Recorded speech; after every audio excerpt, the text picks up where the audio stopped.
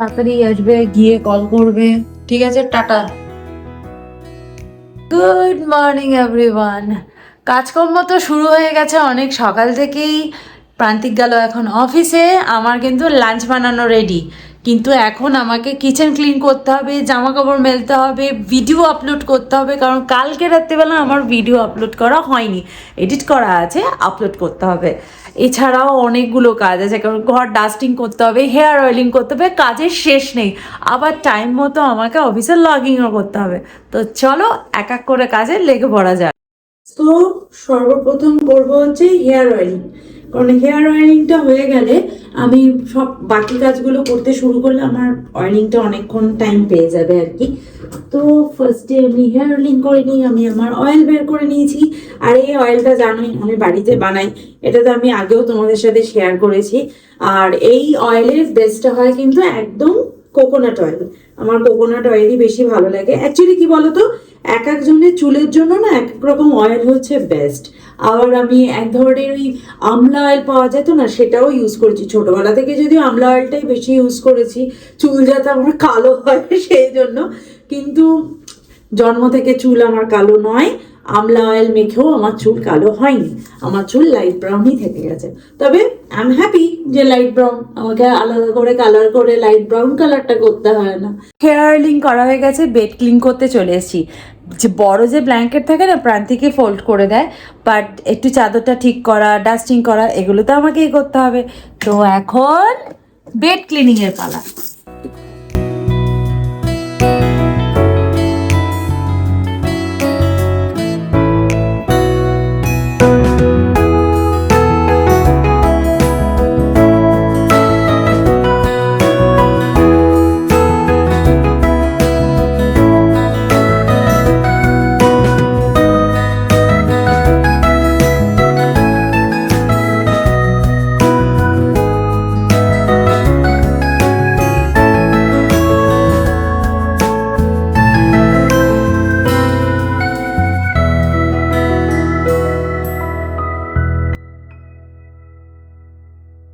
এবার বসে ফটাফট করে ভিডিওটা আপলোড করে ফেলি, কারণ ভিডিওটা আপলোড না করলে তোমাদের ভিডিওটা টাইম মতো আমি দিতে পারবো না।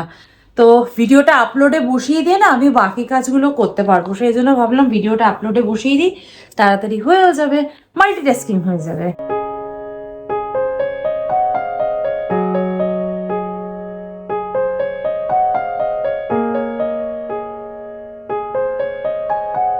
ভিডিও আপলোডিংয়ে বসিয়ে দিয়েছি, চেকিং হচ্ছে, 14 মিনিট সময় লাগবে। তো চলো বাকি কাজ, চলো ততক্ষণে বাকি কাজ ছেড়ে আসা যাক। জাস্ট স্নান করে উঠেছি, এখন আমি হেয়ার ব্রাশও করিনি, জাস্ট স্নান করে পুজো টুজো করে এলাম। এরপর হেয়ারটাকে ভালো করে আঁচড়াবো, তারপর একটু কাজটা শুরু করব লগ ইন করে নিয়ে, তারপরে লাঞ্চ করব আর কি। আর এত সুন্দর রোদ উঠেছে না, স্নান করে উঠে এই জন্য আমি একটু রোদে বসি, নাহলে আমার খুব শীত করে। তো ভালো করে সানস্ক্রিন মেখে অবশ্য রোদে বসি, নাহলে পরে স্কিনটা বার্ন হয়ে যাবে।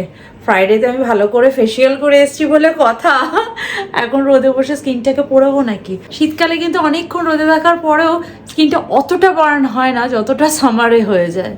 গুড ইভিনিং এভরিওয়ান, বিকেলবেলা হয়ে গেছে, আর আমি এখানে বাদাম, মুড়ি আর কালকে যে মাদার্স রেসিপির যে চাটনিটা আছে না, ভেলপুরি চাটনি, দিল্লি পাপড়ি চাটের একটা চাটনি পেয়েছি, ওই চাটনিটা নিয়ে এসেছি। জাস্ট অসাধারণ লাগছে, আমি জাস্ট মুড়ির সাথে মিশিয়েছি। মনে হচ্ছে যে মার্কেটে যে ভেলপুরি পাওয়া যায় না, সেম টেস্ট আসছে। মানে ওই পাপড়ির যে চাটগুলো, মানে পাপড়ির যে হয় না যেগুলো, ওগুলো দিলে একদম মার্কেটের ভেলপুরি হয়ে যাবে। দারুণ খেতে লাগছে, আমার খুব ভালো লাগে এরকম চাট টাইপের কিছু খেতে। তো যাই হোক, বাড়িতেই বানিয়ে নিলাম, মুড়িও ছিল, বাদামও ছিল, ওই দিয়ে মিক্স করে বানিয়ে নিয়েছি। ম্যাডাম এসেছিল বাংলা পড়াতে, টুইটি বাংলা পড়তে পড়তে অবস্থা দেখো, চিটপটাং বাংলা পড়েছে না, ক্লান্ত হয়ে পড়েছে বাংলা পড়তে পড়তে। প্রান্তিক কখন এসে গেছে অফিস থেকে, নিচে দাঁড়িয়ে গল্প করেই যাচ্ছে, আর আমি এখানে আমার আটা মাখা হয়ে গেল। আমি এখানে ঘুগনি রেডি করবার জন্য মশলাটা রেডি করাই ছিল, কিন্তু গুঁড়ো মশলা দিয়ে আমার কষানো হয়ে গেল। এবার আমি ঘুগনিটা দেবো, তাও প্রান্তিকের এখনো সময় হলো না আসার। এবার একটা কল করি, না হলে বাবু আসবেন না বাড়ি।